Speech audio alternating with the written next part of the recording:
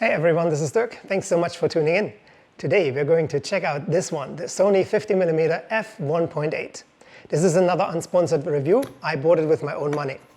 This lens has been around for quite some time, but it was not really on the radar for many photographers because it was performing so-so. Now it has an updated firmware, the version 3. And with this firmware applied, we want to find out how usable this lens is. I appreciate that Sony includes lens hoods also to their cheaper lenses. The 50mm f1.8 is an absolute lightweight, and although it's all made of plastic, it feels well built.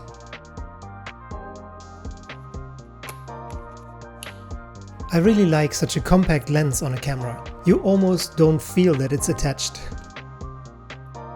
To check which firmware version your lens has, you have to go in the camera menu, go to the toolbox, page 6, and click on version. And here you can see the firmware of your camera and your lens. If your lens is running on version 3, you're all set. If it's running on a lower version, you should upgrade. I'll put a link in the description below that routes you directly to Sony's firmware update website. Depending on your system, you choose Mac or Windows and click on it. And now you can download the firmware and follow the guide step by step. It is self-explaining and pretty simple.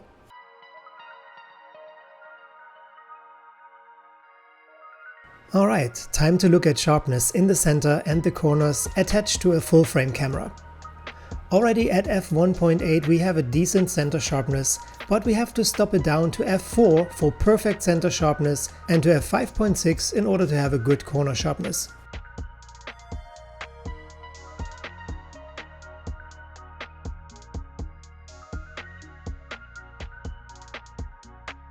We have a surprisingly small barrel distortion, and the vignetting is all gone after f4.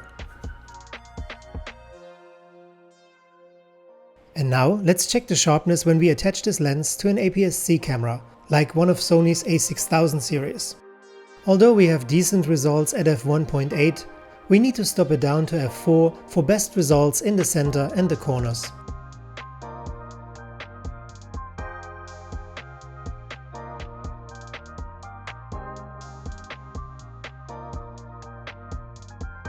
This video is recorded against strong backlight to test for chromatic aberrations and ghosting.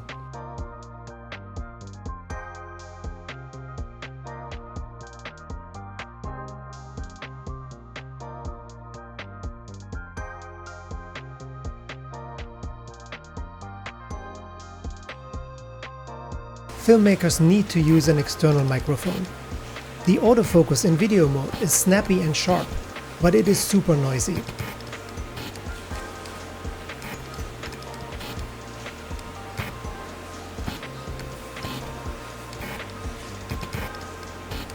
And here I am with Model Sky in the Naples Botanical Garden to test the 50mm f1.8.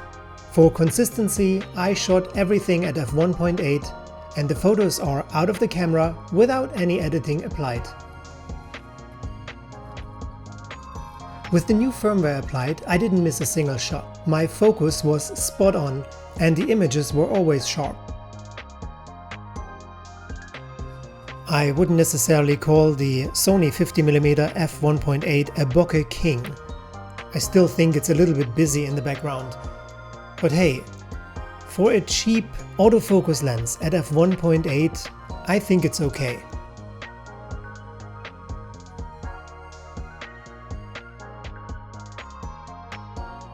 With this lens, you get actually more than you pay for. Colors and contrast are really nice.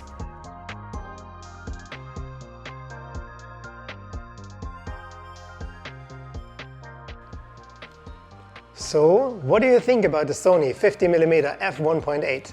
Is this something you would buy? Let me know your thoughts in the comments below. And if you liked it, leave a thumbs up and hit the subscribe button.